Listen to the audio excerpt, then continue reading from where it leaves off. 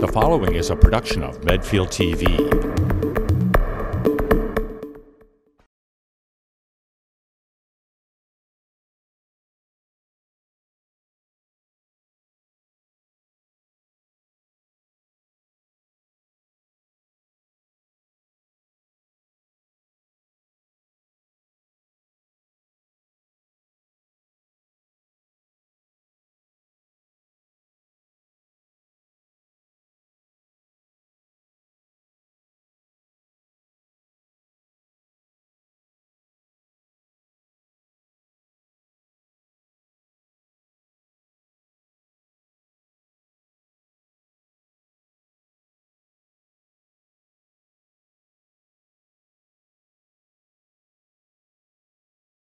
Good evening, everyone.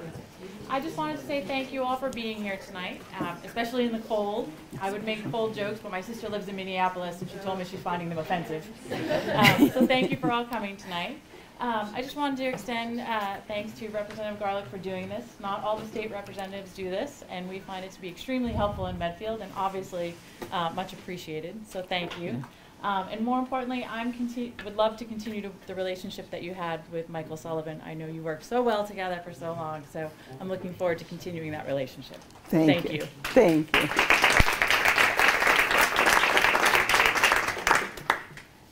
And I want to thank Christine for that warm welcome. And it's very true. My relationship with Michael was fascinating and warm and friendly and enlightening and informative. And whenever he introduced me, I always held my breath. So thank you, and I'm so glad you're here tonight, Michael. And I want to thank the chief for hosting us here in this beautiful building. So thank you for that. So welcome to everyone. Congratulations to you. Ann and I watched the weather report, and I thought, oh God, they'll never be able to come out on this cold night. And here you all are, so I really appreciate it very much. It is my pleasure to report to all of you. You know how very important, and here's our Selectman Gus. It's good to see you. Pete is here as well. And I got an email from Mike, and I know that he had another engagement tonight. And of course, our superintendent is here, who is a good friend and a teacher to me, including all of the children in our system and our teachers. But I thank you for everything I'm learning from you, Jeff. So tonight, I wanted to start, I wanted to set up to you what our schedule looks like, and I have that. Ian has jumped a little bit ahead of me. We put this extra slide in because I want you to know that when you write to me and I answer you by email, I always sign that yours in service. And I've thought a whole lot about what this means to me to be your representative, and it is always about that main principle of public service. And I want very much to be yours in service at all times on all issues. This is our schedule for tonight. I am going to work very hard to stay to the schedule. Ian is going to stop me at 8 o'clock no matter what, so that we can have the question and answer period. I really welcome your questions. The best part of this program really is around the discussion. So I'm hoping that we have a good discussion at the end.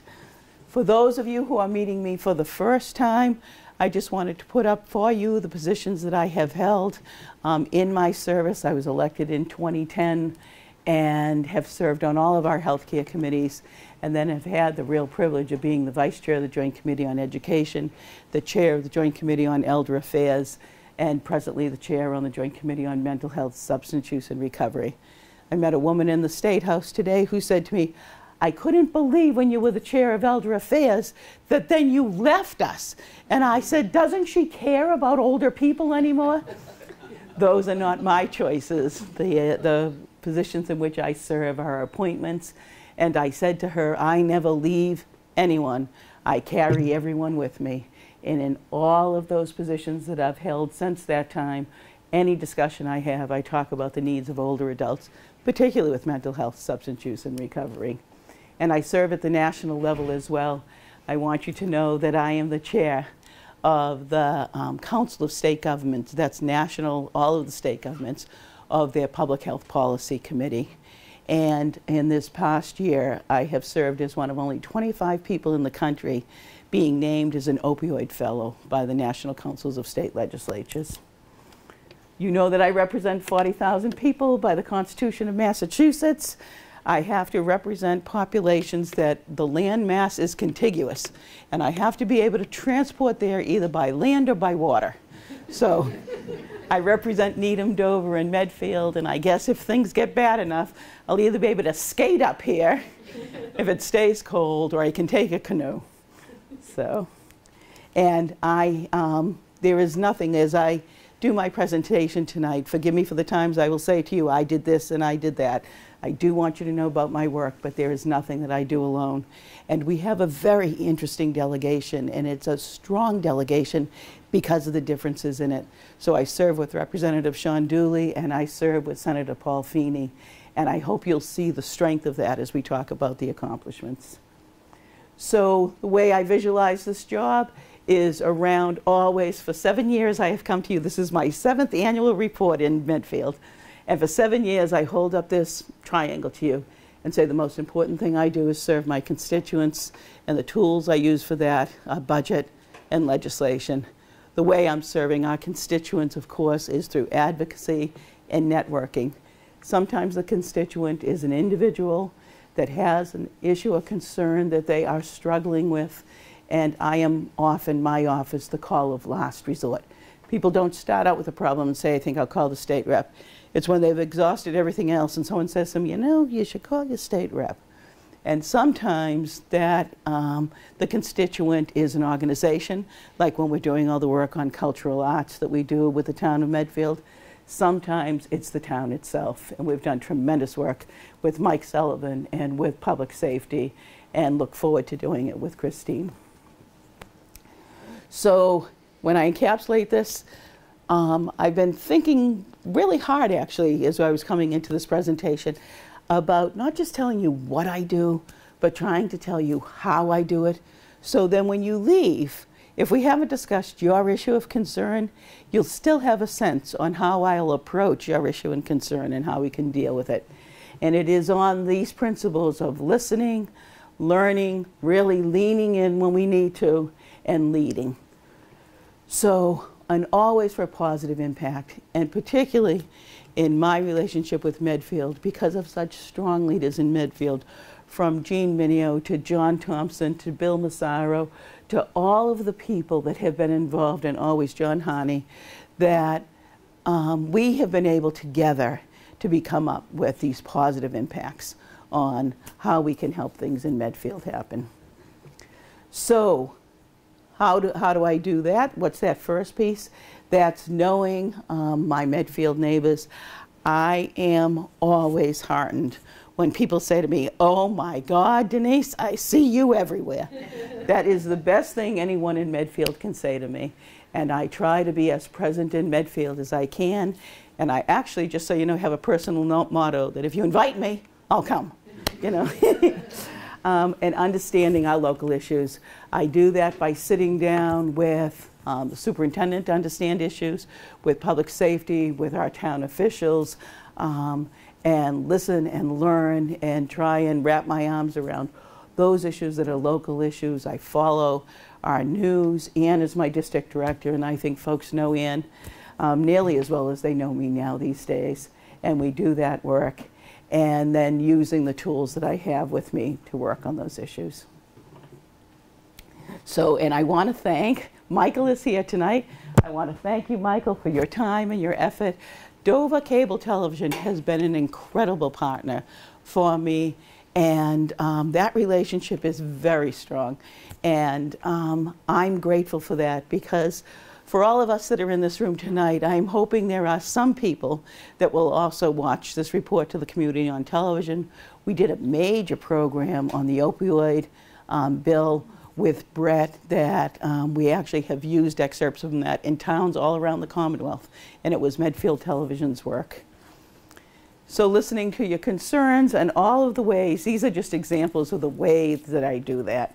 And I'm sure that if you look carefully, what I want you to know is I'm deeply committed to Medfield youth. And one of the things we do is we run a very strong, robust intern program. And we've had people from Medfield who have been our interns and have gone on to do great things. And I think my greatest strength will be when I can graduate enough interns out of my program, because they're all going on to magnificent things. I'll have a very powerful network. And this is the way that you know that I work with our local officials. And one of the things that I hope that you feel is the strength of Medfield. Medfield is such a strong community. It is because of the quality of not only your staff, but the people who are volunteering their time and the expertise they bring to it and the commitment they bring to it. So I always welcome those relationships, and I seek them out, to tell you the truth.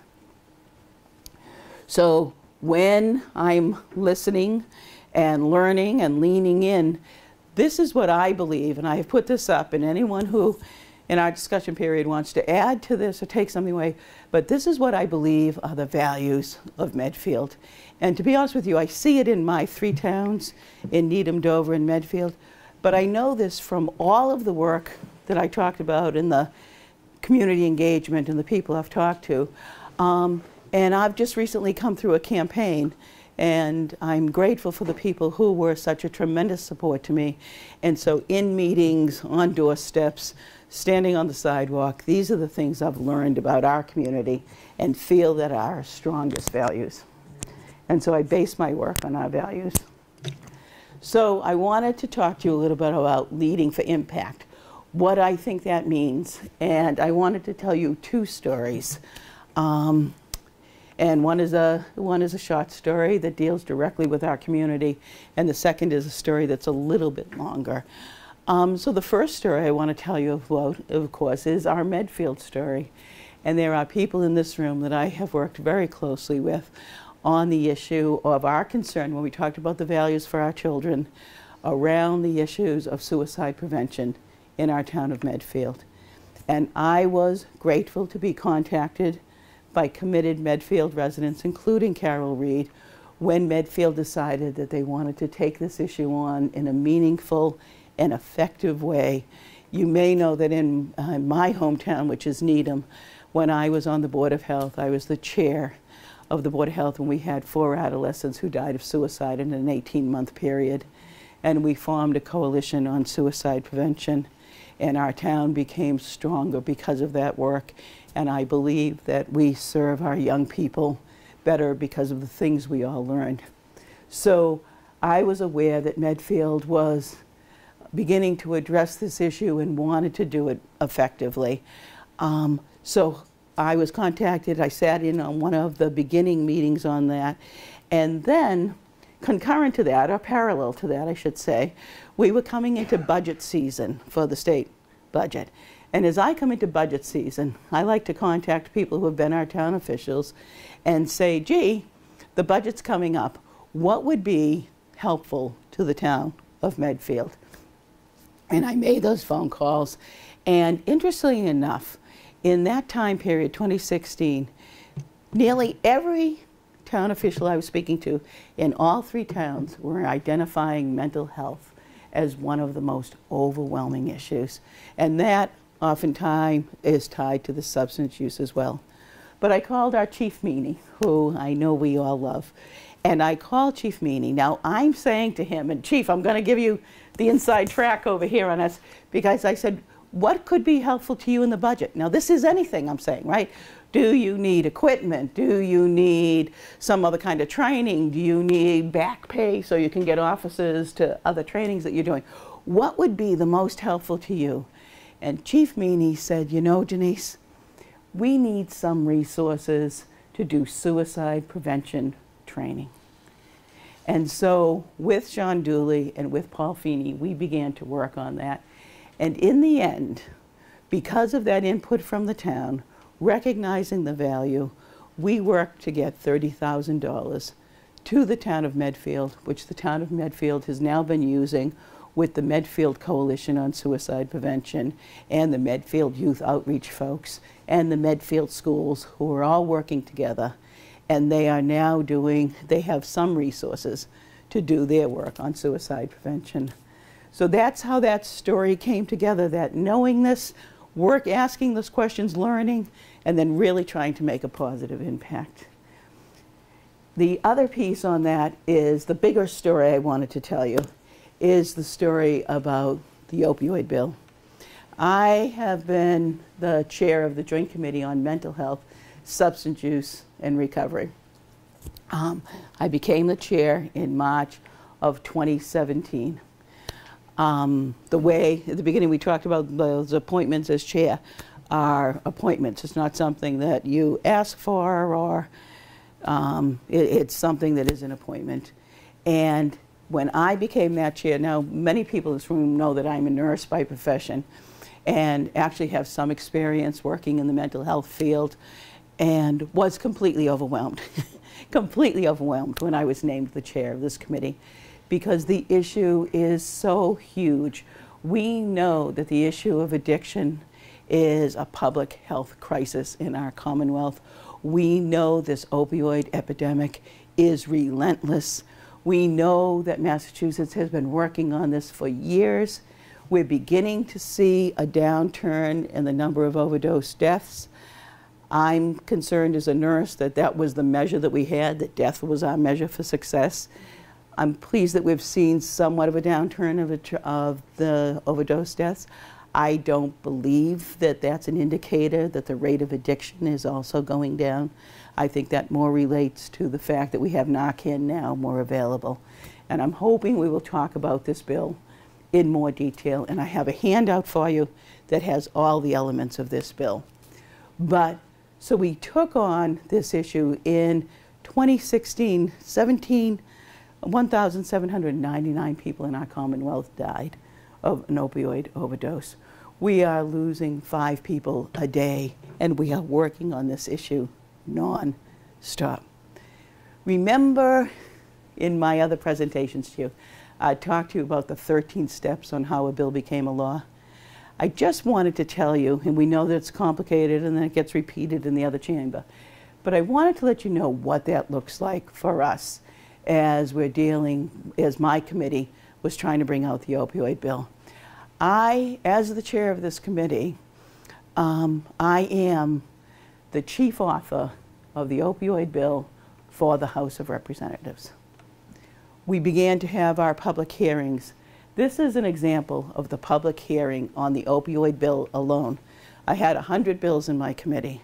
This is the hearing on the opioid bill in Gardner Auditorium.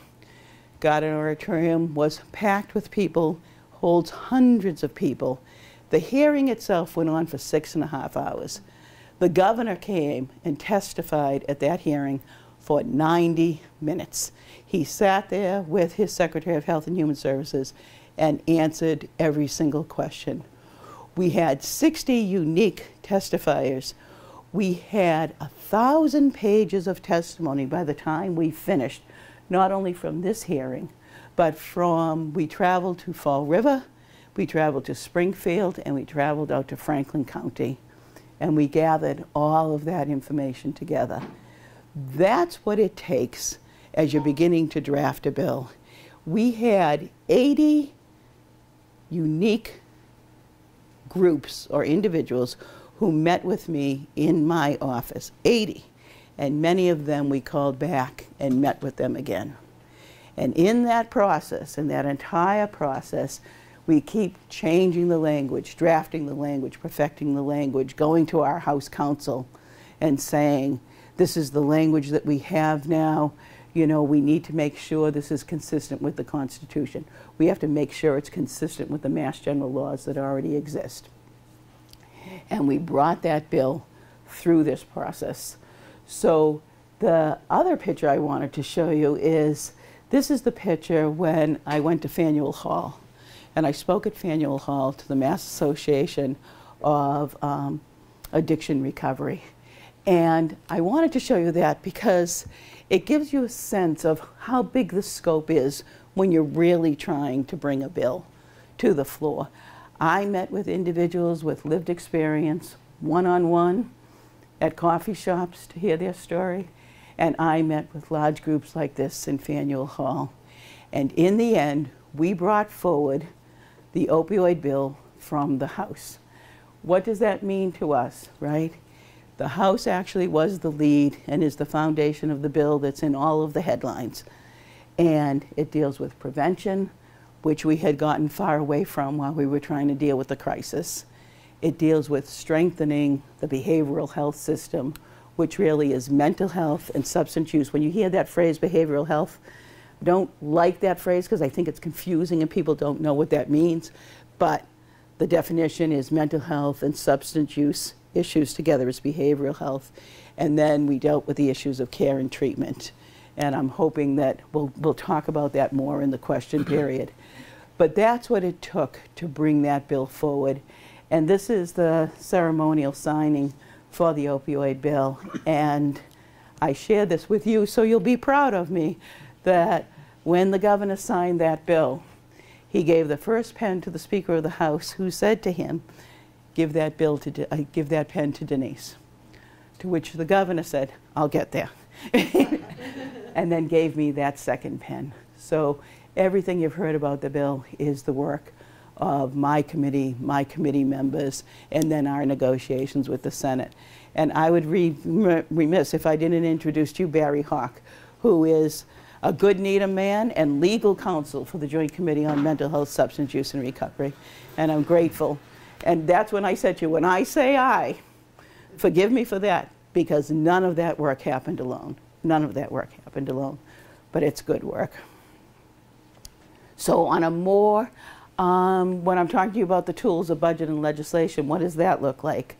So on the issue of legislation, I just wanted to let you know, when I'm deciding how I'm going to vote, when I'm just coming through a period now of co-sponsorships of bills. We'll show you another graphic, but 6,000 bills have been filed in the legislature, and I had 2 weeks to co-sponsor them. I can't even tell you what that's like, but I just go back to the values. I go back to the values of my district, and I'm trying to stay as consistent as I can with those values. So the work that I did in the last session, the bills that I voted on, were consistent with our value around women's lives and their right to choose, and voted in the affirmative on these bills, on the civil rights of all individuals. And certainly in my work, I had voted twice on the transgender issues as a representative. When you voted in the referendum, what you were being asked was, would you overrule the vote of the legislature? And the people of the Commonwealth said, no, we stand by the legislature's position on the civil rights of all individuals related to public accommodations. Voted on the economic justice bill and weighed in on this. This was the bill about minimum wage. Massachusetts has the strongest Family Medical Leave Act of any state in the nation now, and worked on that issue with Representative Broda. Worked on the issue of voter rights and voter suppression. There is a bright line now that I see that it's happening around politics, and it's happening with the people that I am engaging with in these conversations as I'm trying to listen and learn. And I suspect that people in this room feel that. I suspect the people that are holding staff positions and elected positions are also feeling that. And there are bright lines now where you're either on one side or the other. I want a whole lot more discussion, and I'm always trying to have more discussion. But one of the issues that is facing our country is the issue of voter suppression. And so right now, I am doing everything I can to be affirmative that I do not support voter suppression. So I am always looking for ways now that I can demonstrate that Massachusetts can lead on voter rights for people. A fair and equitable criminal justice system. This was the criminal justice bill that came forward at the beginning of the session. And I'm going to take a drink here. Got myself all excited. But the criminal justice reform bill in Massachusetts is historic, landmark legislation that was passed in the early part of the session. As the chair of the Joint Committee on Mental Health and Substance Use, I was able to weigh in 2 ways on this bill. One was our committee wrote the language for the definition of serious mental illness, updating it in the Commonwealth of Massachusetts. And our committee also weighed in pretty heavily on the issue of solitary confinement and what it means to people's mental health and who should be what the guidelines should be around people that are in solitary confinement.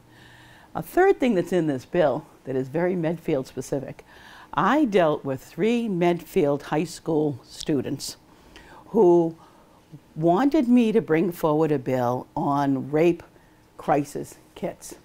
And what was happening in the state of Massachusetts is we were only keeping them for a limited amount of time, and then we were tossing them. The statute of limitations hadn't expired, but we were tossing the kits. And I did, in fact, work with these young women, and we did bring the bill forward in the session before the last session, so in the 2014-2015 session, 15-16. We didn't get that bill across the finish line, but we did get all the language for that bill in the criminal justice reform bill. And, you know, that is something very specific to our Medfield, those young women who were so active, and now that's the law in Massachusetts. And I have worked very hard on the gun violence reform. And this is an issue where there's lots of discussion. And our districts are very strong, and our Commonwealth is very strong on gun violence reform. But we have done that in conjunction. We've got good members right in this audience who are members of the Gun Owners Action League. And we have negotiated with the Gun Owners Action League that we are bringing forward gun violence reform bills in Massachusetts that make a difference for the things that scare us the most. And I never have had one single phone call where anyone said to me, just vote on anything. I'm not worried about our kids in the schools. I'm not worried about going to the movie theater. I'm not worried about what happened in Las Vegas. We're all worried about those things, right? So the bills that I've voted on were the red flag bill about being able to get a gun out of a house where a family member has asked for help with somebody who has a mental health illness issue. And so, as the chair, weighed in on that issue and on the bump stock issue, which is what we saw in Las Vegas. And I'm on this issue around our district, Needham, Dover, and Medfield. And Medfield, for a whole variety of reasons, is very strong value around energy and the environment. When I talk about listening and learning, when I first became your representative, I knew a lot about healthcare, and I had a lot to learn about energy and the environment. And energy and the environment is full of acronyms and phrases that I've got a stack of index cards on my desk just trying to teach myself what RPS means and what these things mean, but have actually and hired a person who is very strong on energy and environment as one of my staff people, and worked on the issues related to energy and the environment. Our last session, I voted on these 4 bills in the affirmative. I know that some activists believe that we did some work, but the House of Representatives didn't go far enough. That work goes on, just like all the other work. And in this session, co-sponsoring bills, I'm working very hard to co-sponsor those bills, and working particularly with the Environmental League of Massachusetts, some work with the Sierra Club, and a lot of work with the League of Women Voters, very strong on the energy environment, and there's an interfaith environmental justice group that I work with. So I keep trying to learn on that, and I keep trying to lead on that. If you want to know, I'm trying to lead on those issues for our district. So this is just one more. On when I talked to you about the opioid bill, which was so much of my work in the last 2 years, you know, we can never forget that there are individuals who are suffering. There are families who are struggling, tremendous struggles, and our communities are straining, trying to meet those needs. So when I work on that bill, it matters here in Medfield, and it matters in our Commonwealth. So our legislative session, this is just as I'm starting the new session. I have sponsored 23 bills. 5 of those bills have been generated right out of our own district, out of Needham, Dover, and Medfield from constituents in that, and we've written bills consistent with that.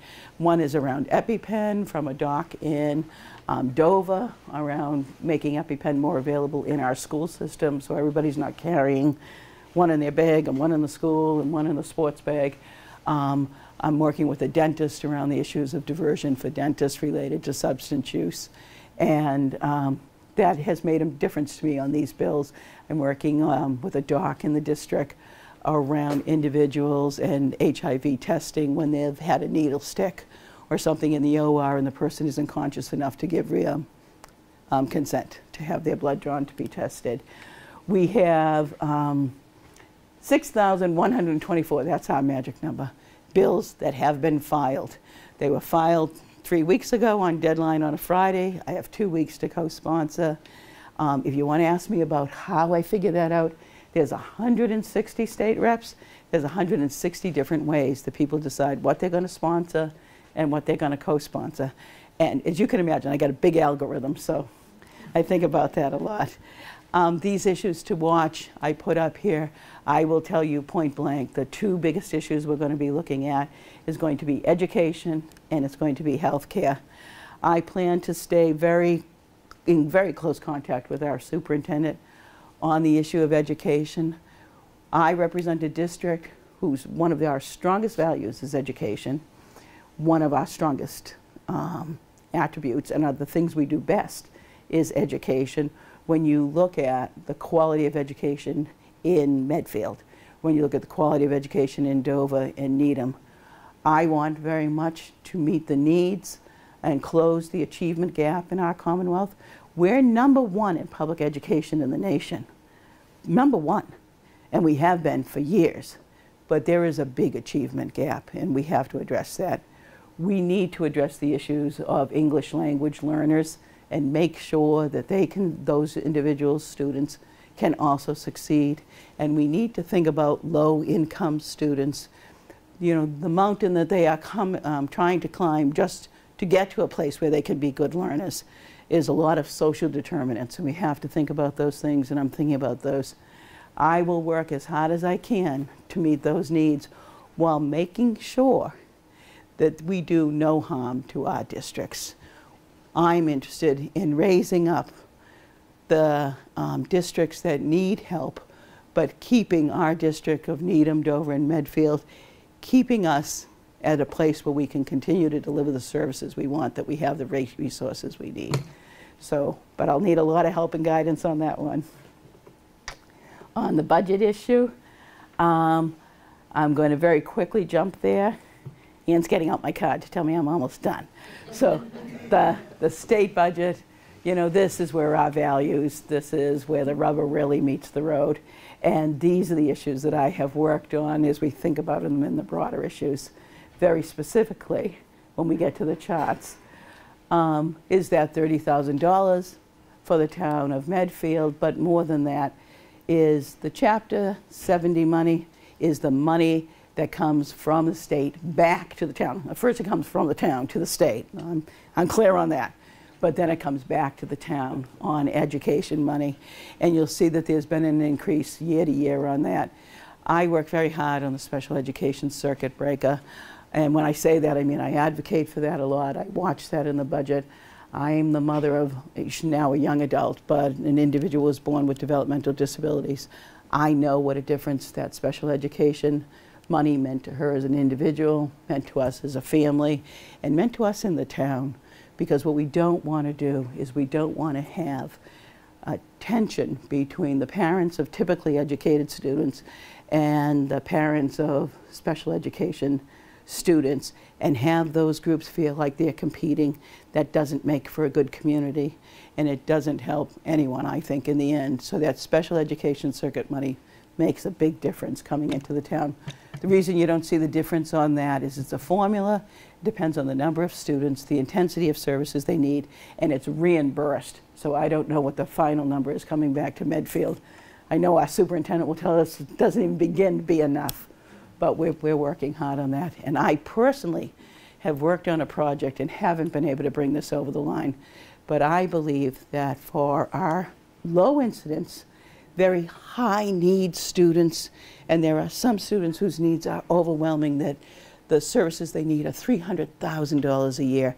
As they're residential, they need to be, those individuals need to be in residential schools. Their families need a tremendous amount of support. I believe the state should do that up front for our towns, but I can't get the state to agree with me yet. So, and this is the money that comes in. It's the unrestricted general government aid. We call that local aid because to call it UGA just doesn't make any sense. But that's the money that comes back to the town, that the town makes the decisions how to use it. Oftentimes that's around public safety issues, other municipal issues. The Chapter 90 money is the road and bridges money. That money has stayed the same for about the last 10 years and comes back to the town in increments like that. And I wanted to end up, how am I doing? You're doing all right. All right. This is my last slide because I've promised to get to this discussion period. I want to end up talking to you about Massachusetts strengths. You know, we are living in a time where the news is so anxiety producing. I said, there is not a morning that I wake up. The first thing I do in the morning when I wake up is I check the Boston Globe. I look at my emails. I actually look at the headlines for the Washington Post. I look at the headlines for the New York Times. And I worry. I worry every single day at the beginning of the day about how the towns I represent, how my state, and mostly about what's happening in my country and how we get through this day and how we get through the time that's ahead of us. There's not a night I go to bed and I put my head on the pillow that I don't thank God that I'm in Massachusetts. I hope you feel like that with all the news you hear. You know, we're #1 in public education in the country. We're #1 in the way we serve our veterans and our veterans' benefits. We're #1 in life sciences in the nation. We're #1 in clean energy jobs in the nation. When I talk to you about that opioid bill, we are leading the nation, unfortunately, in our statistics, but we're leading the nation in the ways that we are addressing that issue. So for all of those things, I hope that you know that the work we're doing is good, strong work. We are a Commonwealth to be proud of. The work we've done in health care, I hope that gives you a sense of satisfaction about where we are now, but never letting up on all the work that we have to do. I am proud of the work that I've been engaged in, and I know how much more work there is to do. And I hope we talk about that in the discussion period. So there. Okay? So you know, if you want to contact me, these are the ways you can contact me. You can call Eileen. Eileen will get a hold of me. There's a million ways. I want to be in contact. Please contact me. I have a website. I have a Facebook page. God help me, I have a Twitter. We're doing that. And I think our next page is the Good Garlic family. So I know lots of you know my family. They're all involved. I've got a son who's a PhD in political science. I got a daughter who's a PhD in public policy. And I keep saying, they're just like waiting for me. They're just prepared for all the mistakes I might make. They're going to be ready to fix them. And I have, just so that you all know, a brand new grandson. Yeah, so and he's our very first. So having said all that, I would love to open this up to questions. Barry's going to bring around the mic. Everyone is going to say, oh, I don't need a mic. The mic isn't for you, the speaker. The mic is for the people who are trying to hear you, okay? So any thoughts or questions? And if you just say your name first so all your neighbors know you. Working. Okay. I'm not I'd sure, still give it to him. Peter Fellman, Yes, Pleasant Peter. Street, Medfield. I'm not sure if the news item that was in about an additional tax on deed transfers to fund resilience, that's a bill that hasn't been adopted yet. Right. So that's just in the first stages. Right. There you go. Okay. I think it's a good idea, and I think resilience is fabulous, and it needs to be worked on at a whole host of levels. But I worry that I don't want it to be only landowners who transfer property, because it seems it's like a one-in-a-lifetime moment. And in a way, it disincentivizes people who own houses to sell them, because the tax gets stuck on them or us. Right. And that's one negative thing about it, but the other thing about it is resilience is something that should be everybody's concern, and it should be something that I think should be borne and paid into by everybody. So I think it should either be, you know, if there's a way of broadening the burden and the spread so that everybody believes they have skin in the game. Right. If you're a renter in Quincy, you may not, even though resilience is absolutely vital to you, you may not have any care, and you can't have a care because you don't own a property that's going to transfer.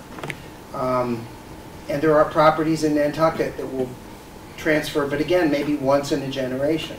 And if they transfer the right way through trusts and so forth, they may never pay the tax.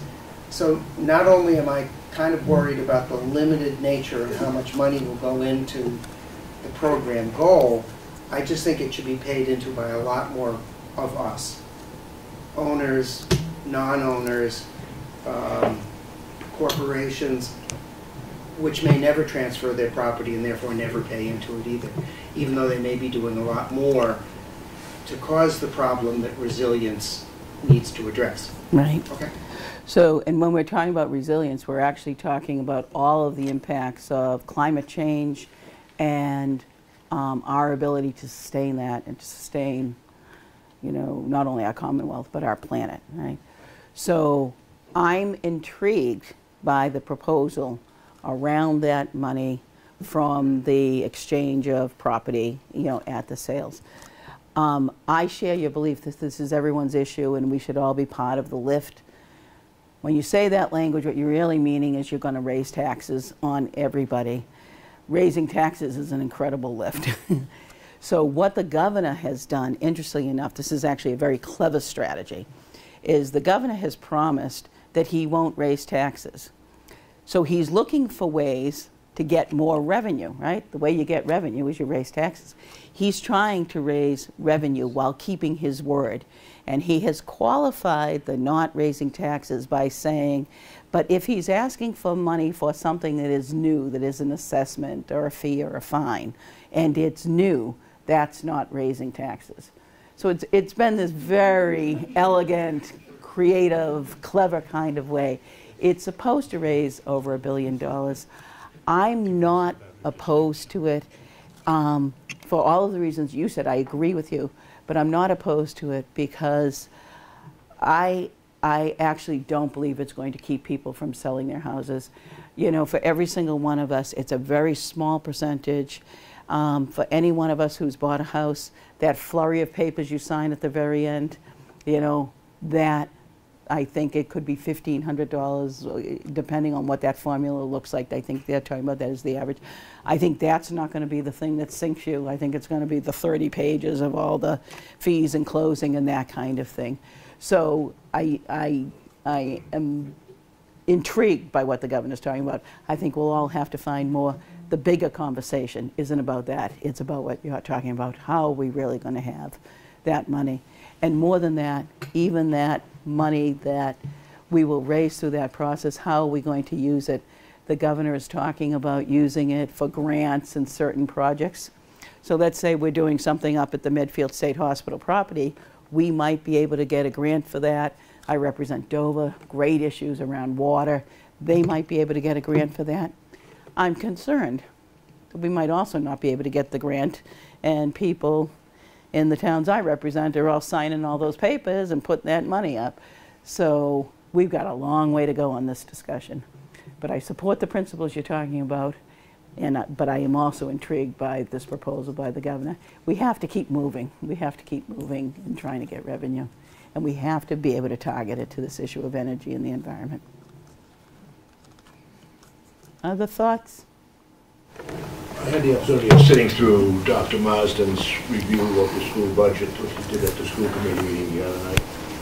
And once again, Medfield is looking at a not terribly great increase. He's wrestling with a 4.54 budget, and I guess you want to get it down to 4%. Is that the at least that's the goal, the target. The goal.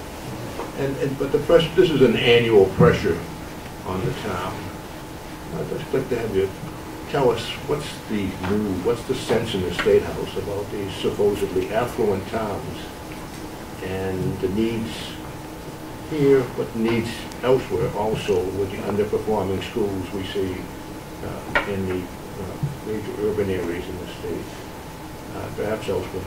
But it's a real tension at times in the community.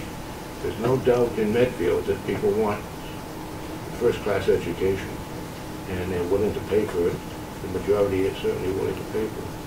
But it does put pressure not only on segments of the community, but on department services, because if the DPW has to stay at a 1% increase or less, and the schools are getting 4% or 5%, that's a problem, because and that's repeated year after year, so that you start to see deteriorating services in other areas in the town.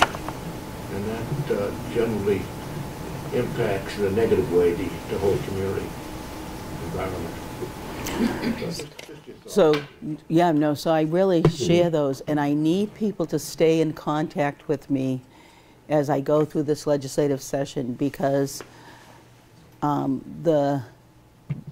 there's 3 bills. We're going to see 3 bills related to education. This is the issue, John. This is, you know, I think we're going to see stuff on healthcare, but education is the issue that's going to be the headlines in the paper, and there's going to be a real negotiation. The governor has brought forward an education bill, and the Senate, the state Senate, has brought forward an education bill, and now the House has brought out an education bill, right? We're going to have 3 bills out there. In Massachusetts, people talk about, somebody said to me, does Massachusetts act in a bipartisan way, right?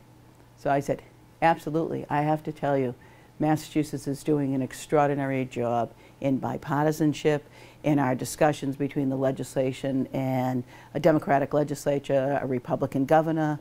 We have done tremendous work together. The chambers, 2 chambers, right, the House and the Senate, that's called bicameral. I said, yes, we are bipartisan. We are just not bicameral, right? Tremendous tension between what the House of Representatives wants to do and what the state Senate wants to do. I am supporting the House bill, as you can imagine. It's being sponsored by Representative Tucker. He has done that with the mentorship of Alice Peisch, who's the chair of the Joint Committee on Education for the House of Representatives. The principle of the House bill is do no harm, right?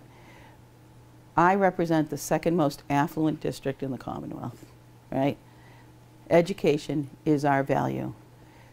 The other formulas that I'm seeing, there is no way that I see that the other formulas, although I share those values, I don't see that it will benefit the towns that I represent.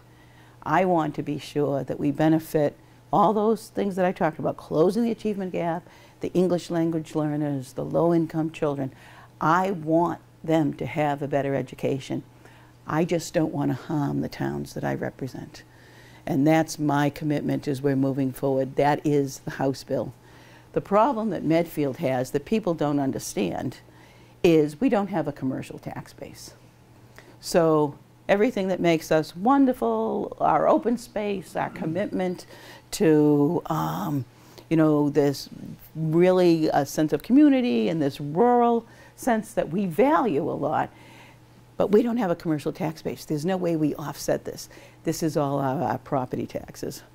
When I go to the Chair of Ways and Means and make the case for the things that I want for my district, I always get greeted with this kind of skeptical, like, really, Denise? Because you don't represent Brockton. You don't represent Fall River. And what I say is I say, look, the communities of Needham, Dover, and Medfield are the economic engine of this Commonwealth, right? Our folks are paying their property taxes and supporting their school system. Our folks are paying full freight when their kids are going to school or they're taking out student loans. My folks are paying full freight when they're trying to take care of aging parents, right? I need to be able to demonstrate to the people I represent that their tax money is also coming back to support their community. We know it comes back in the Department of Public Health, in the Department of Mental Health, in the Department of Developmental Disability Services, in environmental protection, in economic development. We know all of those things matter, and that's what makes Massachusetts, Massachusetts, right? But I also want to be able to, this $30,000, that's not big money. I don't want anyone to think that I think that that's the difference for Medfield, but it was a way to kind of say, see Medfield, we see you at the state level and we want to support you. This issue, John, that you're talking about is going to be the real issue. I actually talked to Superintendent Marsden as I was coming through the door. I want to meet with my 3 superintendents. I want to be able to articulate what our need is as we look at the education funding formula, and I want to do everything I can to help the communities that need help and protect the communities I represent. And we'll have Pete and Dr. Marsden and Gus hold me to it. So we'll see, we'll see. But it is the issue, John. And there is no, there's nobody out there saying, what can we do for Medfield, Dover, and Needham? Nobody. I just want to make sure that we protect our district. And I'd like to do it without having any cost to the issues of the students whose education we're trying to improve. When we want to be #1 in Massachusetts in public education in the nation, I want it to be for all of our kids. So we've got to figure out how to do that. Hi, Eve. Very right up here. Thank you. I'm Eve Potts, and I'm curious to know, or hoping, that you will co-sponsor the reducing plastic bag pollution. That bill is coming up. What is it, 134? Yeah. So Eve, I have to be really honest, and I can't decide what to do about that. So I live in the town of Needham, right? So there was a big move to ban plastic bags in Needham. And the Needham Board of Selectmen, instead of taking that vote, took a position that they believed that the best thing we could do, that our retailers could do, is to ban plastic bags. And our retailers have done that without a law. And in Needham, you can't get a plastic bag anymore.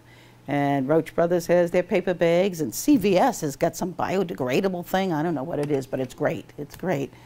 And I'm trying to listen carefully on that, and I have to decide before 5 o'clock tomorrow, Eve. So it matters that you're asking me this question.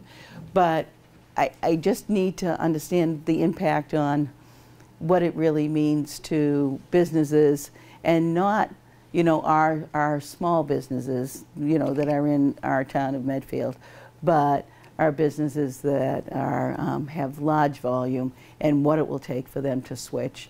And to the extent I can, because I'm a nurse, I come from that public health model. I'd rather educate people and get them to do something than necessarily always come down with the hammer. So I'm struggling with it, Eve, and you'll give your email address to Ann, because I'll let you know my decision one way or the other. But, and it is part of the agendas that I'm looking at for these energy and environment groups. So can I just ask you to do a straw poll for me? How many people in this room think we should ban plastic bags everywhere? Well, this is going to make a difference in the decision, Eve. Look around. So it's more than half the people. So, all right. So those aren't the people calling the office, let me tell you. So, so I'll let you know. So, but this is really interesting to me. I'm actually glad I asked that question. Okay, good. We've done our homework on it, but again, this is Medfield. Right. And Andy Costello is our head of it, and she's done her, you know, work with everybody instead of just pushing it through, which is good. Okay. We're working on that. But I was just hoping, because as you know, we have over 90 communities in the state of Massachusetts who have done this. Back. Yeah. And why are you uncomfortable in regard to this? So I have to share something with you. When I tell you, you know, that I want you to know not only what I do, but how I do it, right? The emails and the calls that I get matter to me. They say for a representative like me, when you get one call, that represents 10 people, right? I think it represents more than that. So I don't get a lot of people that are calling and saying, oh, you know, I think this is great what you're doing, anything. I get the people who are opposed. And so we've gotten a fair amount of calls into the office about people that are opposed. To have you all raise your hands, that was more than half of you. That was fascinating to me, I have to tell you. Why they oppose it? It's all money. Everything's money. It's around the money issue. The people that are concerned about getting rid of plastic bags are worried about the cost it takes to move to paper and to move to those other things and the inconvenience for shoppers, and they're worried about the marketing and what that means. The people that support it are deeply concerned about the environment and what plastic makes mean in the environment. So you have to balance those two things. So, but and, yeah. No, they're better. So, because I'm going to Roach Brothers, right, and I'm getting my frozen food in my paper bag, and sometimes it stays in that bag and sometimes it doesn't, right? These biodegradable bags that CVS is using are incredible. So, you know, I think we'll move to that over time. The truth is, they're more expensive than the plastic bags, so the businesses have to take on that cost. So, you know, on almost all of these issues, I have to tell you, when you get down to it, it comes down to money. And we have to decide what our values are and what we're going to pay for and what we're not. So, I'll send you some reports in regard to the money part, because good. I've done quite a bit of homework on that. Yeah. Good. That would be really helpful to me. I will. Yep. It's So send it. good. Send it in the morning. Yes. Okay. Hey, I Gus. just can't let this pass. Yeah. We're having a discussion about an issue. I want to compliment you on one thing you said at the very start of it. One thing, Gus. Compliment me on a lot of things. Your preference to not go first to coercive power to make things happen. This group, as Eve said, when this first came up, they have done a tremendous job of making sure it was vetted and that they've been thoughtful about it. And I think we'll see this, and I think it will pass. But the key there was, it would have been easy just to say, hey, let's just get a petition, let's put it down, let's cram it down everybody's throat. So quite aside from your decision, your predisposition to not choose to use the coercive power of government as your first move, I absolutely compliment you on. Well, thank you. And I'll tell you, in the people that come to my office, and people come for a variety of reasons, and I also meet people for coffee before I head into Boston, and can certainly meet anyone who wants to meet me at Blue Moon some morning before I head into Boston. I always say to people, it's not enough just to be right. I know you're right. I already know you're right, right? It's not enough just to be right. You have to understand what the impact's going to be, who's going to be impacted. Is that your intended goal, right? Or is there some unintended consequence? And usually, that's where I'm really trying to figure something out. Hey, Carol. Barry Carroll's over here. In the work I do with substance use prevention, my colleagues have been talking about Senator Lewis's bill for adding an excise tax to alcohol. And I'm Carol Reed. And I don't know enough about how, because it's a Senate docket number, is that something that the House has an equal bill, or people can go across the aisle and sponsor? I don't know the answer. So, but secondly, I see that I think in Massachusetts it's been over 50 years, or such a long time, and I don't know the exact number, since any kind of alcohol excise tax has been increased. I think one of the lowest in the nation is Massachusetts, but I've seen in his bill 50% of the money will go to substance use prevention and treatment and that programming, and I think it said 9% to fund the pension liability. Oh, interesting. So I feel like the goals are good, but I don't know if I can ask you how you feel about that, because it's a Senate docket number. So I haven't looked at Senator Lewis's bill, but I'll tell you two things that I want to have part of this conversation. Number one is we're talking about opioids in in the Commonwealth, right, and substance use. And we think about the oxycodone, the OxyContin. There's other drugs, you know, we're working on benzodiazepines as we're talking about these polysubstance use things. We cannot ever forget what alcohol has done in terms of addiction and the lives that alcohol has ravaged, right? So I never forget that. But having said that, the issue related to that bill, I don't know those things. And I co-sponsor House bills. You know, I am part of the tension between the House and the Senate, just so you know. But so I haven't looked at Senator Lewis's bill. I actually, I admire Senator Lewis's work a lot, so I'll take a look at it so I know when that bill's moving. But I am co-sponsoring a bill on vaping and putting a large tax on e-cigarettes and a large tax on any of that other paraphernalia that is directly going to be to the Community Behavioral Health Trust Fund that we established in the opioid bill, and have that money go there. That money is directed, that Community Behavioral Health Trust Fund is supposed to be directed directly back to the communities of Massachusetts. And it is supposed to enhance, I'm a big believer that the strength of our ability to deal with addiction, whether we're talking about substances or this vaping or we're talking about alcohol, our strength is in our communities. This is the culture in which we communicate with each other. This is how we make our decisions. This is where our solutions are. And that trust fund is to support best practices and develop synergy within the community groups. I'm concerned, just from my own work, about oftentimes we have community groups that are working on the same issue and not communicating with each other, and I want to develop more synergy. I'm also the chief sponsor on a bill related to our boards of health, and it's on local and regional boards of health. Some boards of health are incredibly strong, some not so much, and we don't want to mandate regionalization of boards of health. I was on my board of health for 2 terms in the town of Needham. I was the chair. I didn't want anyone to tell me I had to join with anybody else. But what my bill does, it allows for memorandums of understanding, and it will make the boards of health more fluid, so that the town of Medfield may want to work with Needham and Dover, and Medfield will say we'll lead on the issue on suicide prevention, and Dover will say we'll lead on the issue on water, and Needham will say we'll lead on the issues related to, we're doing a lot about aging in place with our boards of health in Needham. And that way there'll be an easier way to share that information. So, but that is the bill that I'm looking for, that tax money to support prevention.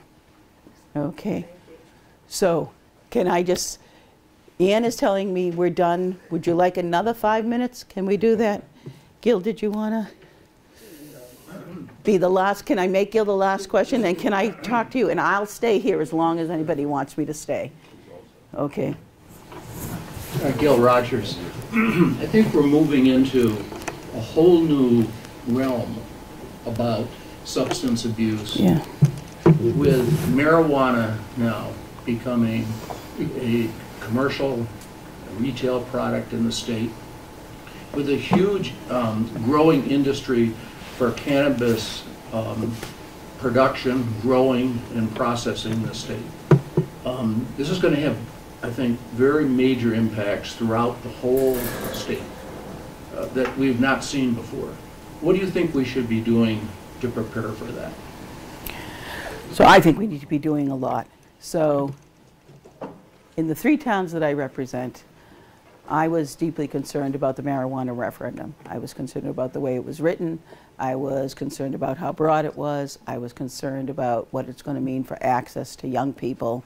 And knowing what I know about addiction and substance use, access to young people is the greatest trigger for people to use products like that. I took a public position on that. I did it. Chief Meany took a public position in Medfield. Chief McGowan took a public position in Dover, and Chief Shuttler took a public position in Needham. I worked with them. All 3 of our towns voted against that referendum. You know, that was the education piece. That was, you know, and a lot of people wouldn't take a public position because the polls were so overwhelmingly in support. So a lot of people in my position wouldn't take a public position, but I did, right? The, how we're going to move forward on that is multi-layered, Gil.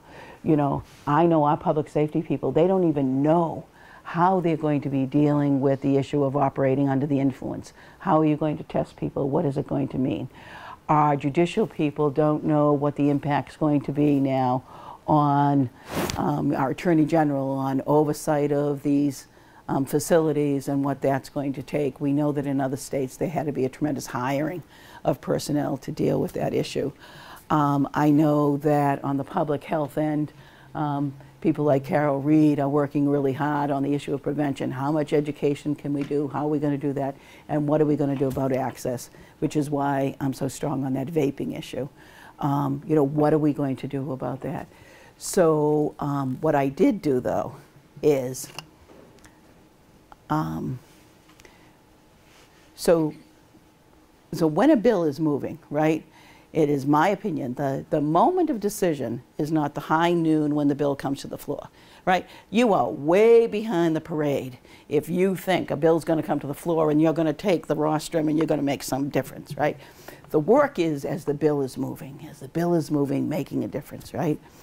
And on the marijuana bill, when it came back to the legislature after the referendum vote, I worked very hard on the issue of local autonomy. And I said, hey, look, my communities didn't vote for this. I think my communities have the right to have a say in how they're going to move forward and when they're going to move forward. And in fact, we got that language in the bill. And there weren't a lot of communities that voted against it. So that weighing in on that bill really made a difference, and we have local autonomy. But Gil, we're going to have to figure this out step by step, and we're going to have really good communication. You know, for our superintendent, they are our kids in the high school, I guarantee you today, that are using Juuls, and people don't even know what it is yet and how to deal with it. We've got a tremendous amount of work to do on this, and we're going to have to do it together. We're going to have to do it together. So I'm at what time? 8:42. So it's 8:42. I always want to keep my word to you because I want to trust that you know that when you come, that I'll finish up on time. I thank you for this extra 12 minutes. I will be here for anyone who wants to talk to me for as long as you want to talk to me. And I thank you, and I'll see you around.